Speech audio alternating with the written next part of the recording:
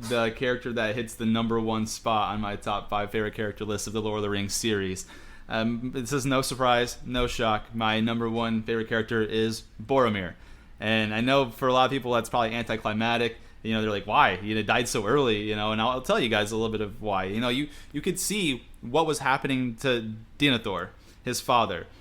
Denethor put so much pressure on Boromir because he felt that Boromir was a better son to him because he was loyal and almost like blind loyalty. Whatever his father did, he, like I said, he went and did. You know, he never questioned anything or like used his own sort of like thoughts to be like, wait a second, this isn't the right move that we should make here. Like, no, it showed that he went back and took Osgiliath, and they say it was almost like he single-handedly took it back. And you know, in the extended edition of films, he's like, oh, they exaggerate. You know, the day also belongs to Faramir. Like, he tried to be a good older brother to Faramir, trying to get him the praise that Denethor like gives to him. He's trying to balance between doing what he wants, like what his father wants for his father's love, but also, you know, being a warrior and defending the city. But also on top of that, you know, he has a lot of love for his brother, and he never, like, he hates. He's like, you never give him any credit. He's like, oh, I know Faramir's uses, and they are few. Like, he was just a jerk to Faramir. Again, this is the film side of stuff, and the novel's a little bit different, but still similar in the fact that he had the weight of the world like problems on his shoulders, like, because Gondor was taking the brunt of the force from Mordor. We got to see some of the big things that he was able to do. That how strong and sturdy he was, like moving the snow off the mountains, like with just his arms, and creating paths and killing the wolves that went after him at the Mines of Moria. Again, in the novel part, that didn't happen in the films. And then, you know, you can see that he started to develop a really good relationship with Merry and Pippin, you know, when they were walking along the Misty Mountains, right? And they were wrestling. He's like, for the Shire! And they like tackled Boromir because they kicked him in the shin because they like snapped their fingers or whatever. And, you know, he was wrestling them. He had a really good relationship. And as soon as that whole thing happened with Gandalf, he was the first one to say, like, let's give him a moment for pity's sake. And Aragorn's like, dude, like, we're going to get overrun by orcs. Like, I get it. But, like, man, like, we got to get rolling, you know? And then he gets into the forest of Lothlorien, and Galadriel shows him things in his own head and really starts to freak him out. And he starts to see like almost his undoing in a way, and you know, he ends up becoming a villain in a way and tries to take the ring from Frodo. And like I said, I made that Majin Vegeta reference, you know, because I think he learned the error of his ways, like as he, you know, after he tried to take it and then Frodo tripped him and put the ring on and ran off. He's like, shit, like what did I do? And then he really kind of is like, you know what? I know I'm not going to survive this. He's like, I don't trust myself. I don't even think he trusted himself as continuing on part of the Fellowship. So I think he almost went into that fight wanting to die a little bit. It's like, you know, if you guys ever read the book The Outsiders, like right after and then that one character got killed, and Dallas Winston takes a gun that wasn't loaded and like points at the police just so they could shoot and kill him because he didn't want to live without like that. Like it almost reminded me of that in a way. Like he just went in there knowing full well, like I'm going here to die. Like I don't care if I survive or not. Like I did something really wrong, and like this is the only way that I can try to make up for it is just take as many of these orcs and defend these two hobbits the best I can, and Merry and Pippin. And you know, because it was crazy. Like they were about to come up. They were like throwing rocks at the orcs, and they were about to come up and swim. And all of a sudden, Mora grabs the sword of the orc, throws it back, and like I said, I mentioned this already earlier today. Just what he was doing is hacking them up, and then arrows nonstop through the chest. And in the novels it was many, and then in the film it was 3.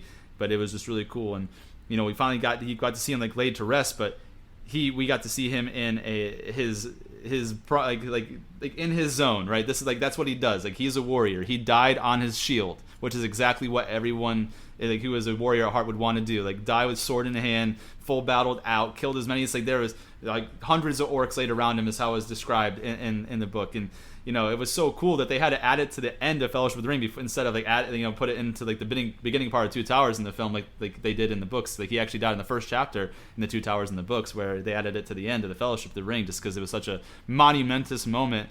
And then we get back to Denethor, and Denethor is inconsolable because Boromir's gone, and the one that he thought he could count on, he thought Boromir wanted to bring the ring back to him, and that is what Boromir wanted to do. He did it for the love of his father, who was a psycho who ended up trying to fight with Sauron in the Palantir himself. And so it just is unfortunate what happened and how it ended. But he's one of the full his character arc had a full development. He was the arrogant guy that you couldn't really stand at first. Then he started to grow on you, and then when he died, you're like, man, Like he could have been, like he could have really turned it around. Like especially like his last words to Aragorn, like I would have followed, because him and Aragorn always kind of butted heads a little bit. You know, he's like I would have followed you, my captain, my king, and I just thought that was awesome. You know, it just showed like the full turnaround, and you know he saw the error of his ways and he did his best to come back from it. And you know, unfortunately he met an end that was bereft of him, though. You know what I mean? Like that's how you'd want to go out, a warrior's farewell. So for those reasons, man, number one spot of my top 5 goes to Boromir. All right, Chase, go ahead and tell us your number 1. Much respect. Boromir's badass, but this one goes to Gandalf. He is the shit. Also, Gandalf the Grey, but became Gandalf the White, just like you said. Fought the Balrog. No one else could do it. He's kind of coached these guys from the beginning. He even saved their ass at the Battle of Helm's Deep. I mean, you know, just this entire time, he's kind of been, you know, playing chess with Sauron. It's phenomenal. And even from the perspective of, he even looked out for Bilbo at the very beginning that brought him there. And, you know, just everything he's done along the way has been phenomenal. Even the elves always thought so highly of him as Mithrandir. And it was even like when they thought he was dead, such a loss to even the elves were sad to hear it. But then, you know, even going to where you had over in Minas Tirith, you know, his whole thing where he helped rescue Faramir from burning alive, and just all the different things he did. And as far as in the novel, you know, coming up with the plan to be the diversion for, you know, helping Frodo and Sam get the ring to Mount Doom. Just everything he did, I had to rank him as number 1 on my list, Gandalf. What about you, man? Me, 5 to 1 of my top 5 favorite characters. It goes number 5, Legolas. Number 4, Galadriel. Number 3, Aragorn. Number 2, Gandalf. Number 1, Boromir. Go ahead and shoot through your top 5. Number 5, I had Glorfindel and Arwen because they kind of substituted his spot out in the film. Number 4, Aragorn.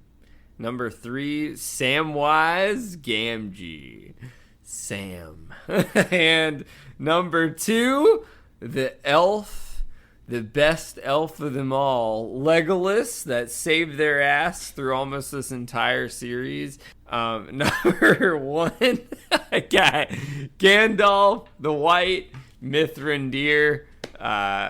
Probably, you could argue, maybe the most powerful of all characters, but definitely a favorite for me. So